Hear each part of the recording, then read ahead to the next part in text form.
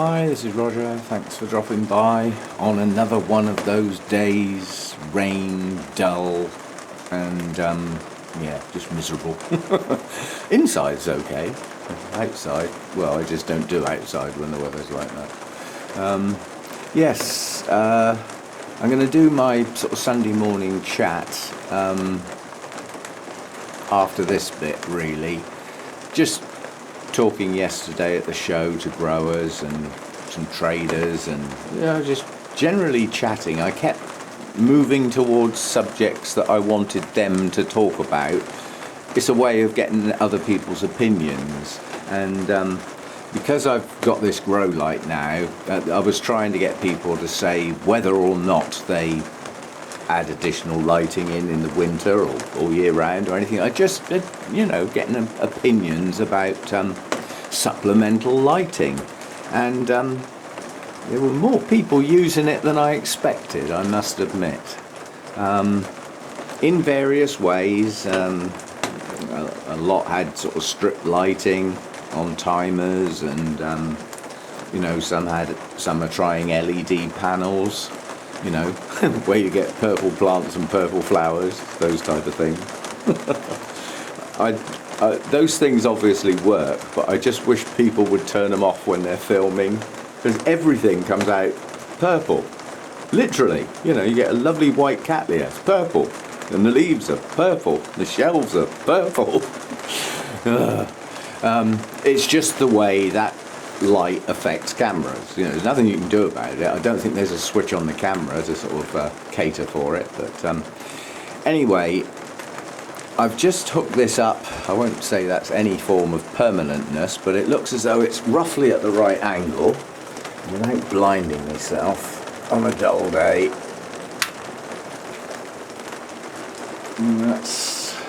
I think that's worth it. Now, obviously, I've got to do some shuffling with plants. The first thing that's going to happen is that fogger's coming down from there, because quite honestly, that's one of my highlight shelves. Well, when the foggers are on, the mist is cool and it naturally falls, so putting them on the floor doesn't do a lot of good, really. You just get fog around your ankles.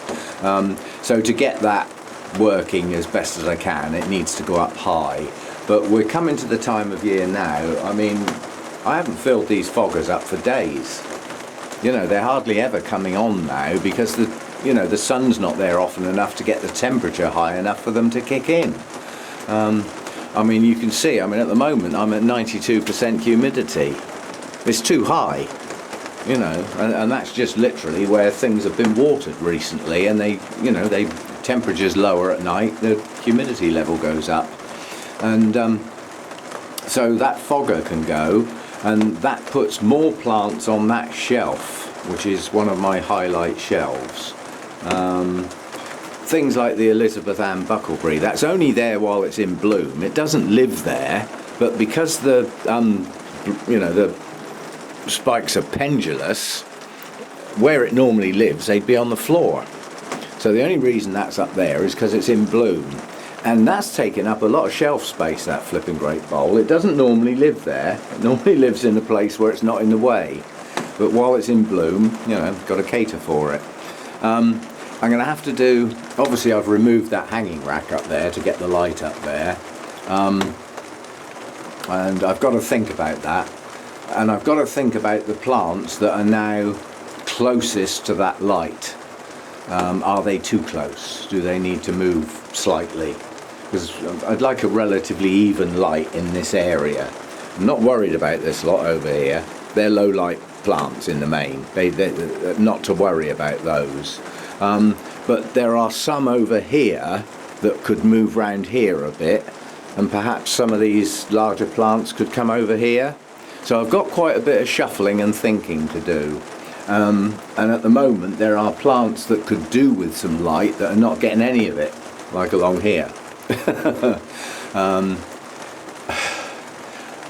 Quite honestly, the cost of that light, as far as I know, the Gemma products are only available direct from the manufacturer. I don't think they're on sale anywhere else, so if you want one of these, you've got to go to the manufacturer and order it. And when you get to that stage on their website, the website gets a bit clumsy, because the only way you can find out how much it's going to cost you to post it is to stick one in the basket, if you see what I mean. You have to go through the motions of actually buying something to find out that part of their website at the moment. I might actually send them an email and say they can do with an update. I mean, the thing is, it's a European company, and when I got into that point on their website, it only looks like they post to EU countries and Russia. That's the list that comes up.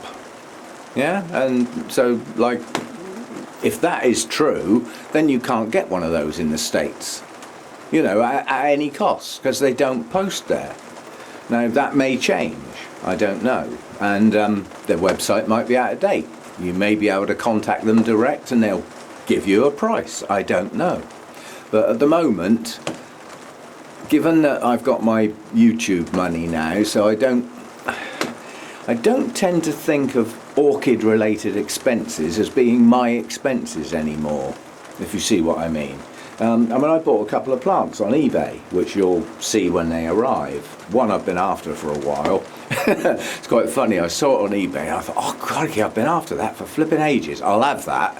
And then I looked at the postage and I thought, for next to no extra postage, I can get another plant. So I bought two. Not the same one, but you'll see what they are. And then blow me, at the show yesterday, somebody had some for sale. But quite a bit more than the price I paid on eBay, including the postage. So I did well. But given that that particular unit is €99, plus there's going to be an element of shipping cost, I'm seriously thinking about getting another one. I've had to replace some kit this year. That packed up, so I had to get a new one of those. That was not a huge amount of money. This circulating fan packed up, and the one that was there before was quite a small one. And strangely enough, the smaller one put out a larger force of air. It was quite powerful, you know, the plants were bending in the breeze, if you know what I mean. Whereas the larger fan tends to put out a more even flow of air. And it distributes better without using so much power, so much air pressure sort of thing. So that had to be replaced, and one of the foggers packed up. So I've actually replaced a fair bit of kit this year, but I haven't worried about the cost on the grounds that the eBay money is for that sort of thing. It's for the plants, it's for the pots, it's for everything to do with orchids. You know, fuel costs. If I have to stay away for shows and things like that, I just sort of think, well, I'm dipping into my YouTube money. So I don't sort of look at it as a Roger cost. It's not dipping into my wine fund. That could get your arm broken, dipping in there.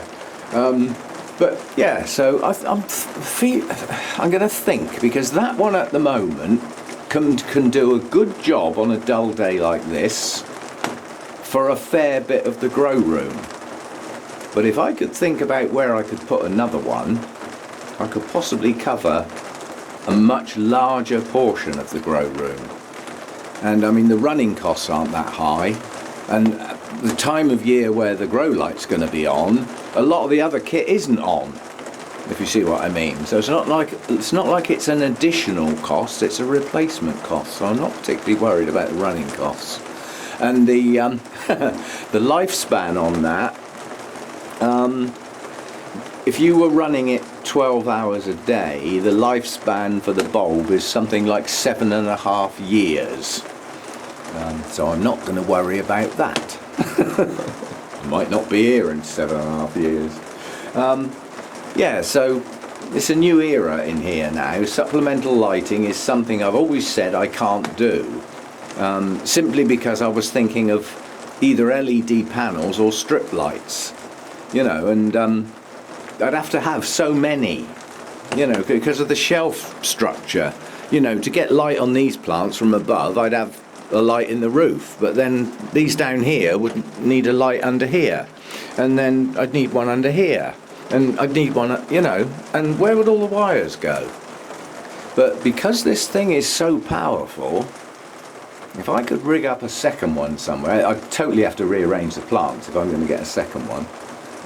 And at the moment, I'm still not sure I want that there, but at the moment that's the best place I can think of. I mean, like, my Cattleyas would benefit from that extra light. Well, at the moment they're facing the glass to get their light. Yeah, well, if I'm going to start using that on a regular basis, they'll have to turn around and face the light. Yeah, and quite a few of my dendrobiums. This lot here are getting none of that light. Well, these are winter resters up here. They need as much light as possible in the winter. So they may have to move, or perhaps get another one that does that area. And all this lot up there have temporarily been put up there because they were on that hanging rack that's now gone. So I need to have a bit of a think. The hanging rack that came down from there could go there, but then it's going to encroach on the Cattleyas, some of which are tall plants. But then if those really tall plants came down onto that shelf and the smaller Cattleyas went up there, that might work. And then the shorter dendrobiums and, you know, things like my twinkle could go on that hanging rack, and they'd be facing the light then. Because I mean, the poor old twinkle, that's a continuous growing plant. Where oncidiums come from, you know, they're used to at least 10.5 to 11 hours of daylight. They don't drop down, and if they do drop down, they slow down. So that, you know, I'm going to think this through in a little bit more detail. So yeah, a new era, supplemental lighting. At the moment it's manual. I'll have to turn it on and off. I do have a timer, which I can fix it up to. But the timer element of it would be geared up to extending the length of the day, which is what I originally planned to do. You know, so just before it starts to get dark, the timer will kick in for a said number of hours, which I'll need to adjust as we progress towards the shorter days, but that element will be on a timer. But the timer would have a manual override, so on a dull day I can just turn the thing on, you know. So yeah, we'll play with that. It's going to take a lot of shuffling around with the plants as well.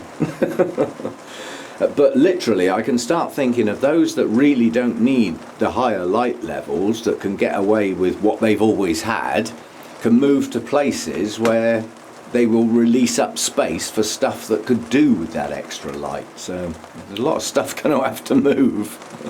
That'll be fun. That'll be a day's work, I expect, moving stuff around. Anyway, the last part of this, I filmed an extra couple of clips yesterday at the show to play a little, well, we had a gathering. We had a group of people looking at some blooms. But then one of the guys there that I talk to an awful lot, he's the guy I go to about feeding and types of fertilizers and different times of year for different types of fertilizers. I go to him, and he came up and folded his arms, and instead of looking at the blooms he looked at the plant, and he said, "Come on then, all you bright sparks, what's wrong with this plant?" And I'll take it from there. I'll add the video clips in. I might have to pause them to be able to say enough words because they were just short clips, but I just filmed 3 Cattleyas to play a little game of what's wrong with this plant. And there could have been many things in this one particular case. The blooms were gorgeous, but the plant was disgraceful. So we'll have a go at that for the rest of this video. See what you think. It was a bit of fun. It was fun for us. It might be fun for you hearing me talk over the discussion we had. I'll take out some of the swear words, and I'll take out the jokes and the larking around, because we spent quite a long time going over these plants, this one in particular, and all putting our ideas forward, and then, you know, some people's ideas were basically shot down and others brought to the fore. It was quite a bit of fun, so I'll do that for the rest of the video. And if I forget to say at the end of the video, see you next time. Bye for now. Okay, this is the first Cattleyas. As I said, the blooms are gorgeous, but try and concentrate on the plant, although you can't see it that well in this clip. But this is what we were discussing. Why are these blooms all strapped up? You know, every single bloom was wired to hold it up. Now sort of, I'll pause this so that we've got a still shot. Look at the plant. I know it's difficult to point out, but on the right hand bloom, that's one of the Cattleya leaves there. It's totally desiccated and twisted. The next leaf is slightly to the left of that, more towards the centre of the shot by the clock. That's desiccated. Now look below the blooms. It's got 3 bulbs. Yeah? Well, the first thing I said is, where the hell's the rest of the plant? There's no way a Cattleya with those 3 bulbs should be blooming. So it's obviously a division. It's been taken off of another plant, possibly even while the spike was growing, which this could lead to the problem we got to. Anyway, it was deemed that the wires and everything holding those blooms in place was a mess and just looked unsightly. Luckily, most of it was hidden by the blooms themselves. The plant was in incredibly poor condition. The bulbs are really badly desiccated. You can see the stake holding the centre bulb, and then to the right and to the left of that you can see how badly desiccated those bulbs are. The plant was in a mess. So I said that has to be a division, because with a leafless bulb, a second bulb that's bloomed and a third bulb that's in bloom, that could not be grown like that. So it's a division. And everybody agreed it's badly desiccated, it's probably got a lousy root system, it's not hydrating properly. And then the guy came in, folded his arms and said, "What's wrong with this plant then?" And we repeated what we'd already been saying. He said it's potassium deficiency, which could be the lack of hydration. But he said if you look at what potassium does in plants, it provides nice strong stems. Cattleyas shouldn't need supporting. They should be self-supporting. These blooms shouldn't need holding up. The plant should be able to do that on its own, and that's potassium's job. Puts the strength into the stems and things like that. Nitrogen does the leafy growth. The phosphorus does the roots area, and the potassium does the strength and stability and all that to do with the plant. Now the main reason that probably wasn't getting the potassium it needed is because it's probably got no flipping roots underneath of it. But you know, we decided to go and have a look at some other plants and see how they were doing. Bearing in mind this problem of Cattleyas should be self-supporting. If they're getting the right nutrients and everything, they ought to be able to hold themselves up. They shouldn't have floppy leaves. They shouldn't have flower spikes that bend or blooms that droop right down. You know, there's can be just lack of hydration, but in doing the lack of hydration, you're also withholding all the nutrients. Yeah, but potassium's the one that's liable to give the strength. We all know about calcium as well, but we were just talking about the main 3 elements this particular time. So let's have a look at another Cattleya then. Now, if you look at this one, the stake is doing nothing more than holding the pseudobulb at the base of the flower spike. These flowers are perfectly self-supporting, and they're roughly the same size as the blooms on the previous plant, but they're holding themselves up nicely, and they're upright. Their aspect is good.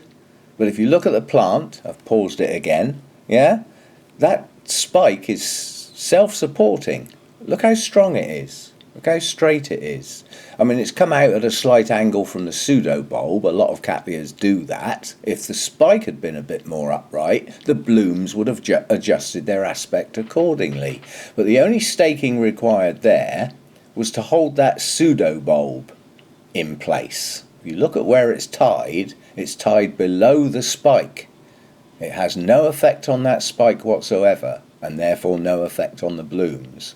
It could have possibly been used to just adjust the pseudobulb slightly to get those blooms at the best angle. After all, it was going in a show. But the plant's looking after itself. Yeah? And the pseudobulb that those blooms are coming off of is nice, strong, plump, with a really good leaf at the top. So that plant was probably had a good root system and was getting fed and watered appropriately. Yeah? Because sometimes it's worth thinking about changing your fertiliser mix as your buds start to come. You know, as your spike starts to form, it's going to use different elements of the fertiliser, or require more of certain ones rather than others. And the old potassium is the one it needs a fair bit of, with the calcium. We just take the calcium as read. Plants need calcium. We'll leave that one at that point. Right, let's have a look at another one then. Right, this one again, you can see that the pseudobulb's been staked, not the spike, just the bulb, just at the base of the spike. And if you again look at those two blooms, they've got a nice aspect, they're upright, they're strong, and so is their stem. Yeah, the spike itself is sturdy and strong, and the only staking that needed was to just possibly adjust the position of the pseudobulb relative to the blooms for the show, but it didn't need help as regards the spike. Yeah, so let's go back and have a look at that first one again. So again, back to this first one, the sheer amount of wiring and the size of the wiring that's had to have been used to raise those blooms to a reasonable aspect. And if we look at that from another angle, you can see the extent of the support and the wiring that's had to be done. And the consensus was that the plant was really badly dehydrated, so the poor old blooms didn't stand much of a chance anyway, but nonetheless that spike should have been far stronger and more upright. So we all roughly agreed that the reason was potassium deficiency, losing the strength in the spike itself and the bits that hold the actual blooms up, and possibly as a consequence of being totally dehydrated in the first place. But yeah, so just a bit of fun, some thoughts about Cattleyas spikes and blooms.